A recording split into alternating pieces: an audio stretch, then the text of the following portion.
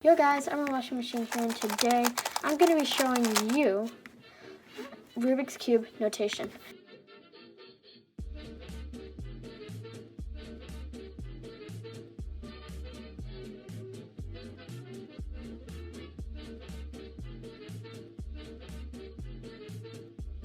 Now, this is my setup. I have a bunch of cube boxes, cubes, and a picture of Moi Moi, as you can see up there. So yeah, I hope you guys like it. I think there's already a video on it, so yeah, nothing too crazy. So yeah, let's just get right into this video on Rubik's Cube notation. Alright, so the first thing you really want to know is the twos. Actually, no, the basics. So if you see an R, that means any, an R stands for right, which means the right face, either clockwise, counterclockwise, or twice. U, or L, stands for the left, and it's the same thing, clockwise, counterclockwise, two.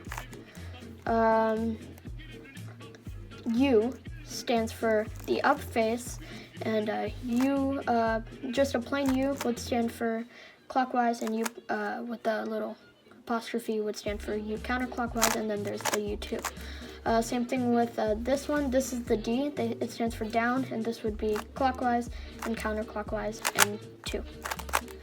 F would stand for front, clockwise, counterclockwise, and F2, and R2, B2. In the back, you have it's B, and B prime, or clockwise and counterclockwise, and 2. Now get into the clockwise and counterclockwise. So I'm just going to give you guys an example. This applies for any face. So I'm going to start off with the U. So in U, if there's nothing in front of the U letter, you just do a like that, which is counterclockwise. You just do a counterclockwise turn. So that applies for any letter. If you see a letter with nothing in front of it, that means it's clockwise. If you happen to see a letter with an apostrophe in front of it, that means it goes counterclockwise. So nothing, apostrophe. Now, if you see a U and then a 2, or a letter and then a 2, that means you just do it twice. That's pretty much the simple bits. If you see an M, that just means the middle slice. M with nothing would just be that, and M prime or M counterclockwise with an apostrophe would be like that. So another name for the counterclockwise would be prime. I don't know why, but that is what it is. So yes. So if you see any of these R, U, do, to, blah, blah, blah, that just stands for different notations. So now that you know how to do notations, you now know how to solve a Rubik's Cube.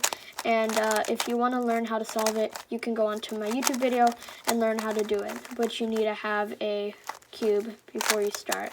So you better go get yourself one. My main is the GAN 356XS, which is a new cube. But you could just get your standard Rubik's brand. And once you learn how to solve it, you can get a cheap cube that's good. This is the Chi Warrior 3. It's very good. I don't have it with me, but it's very good, and you can definitely use that.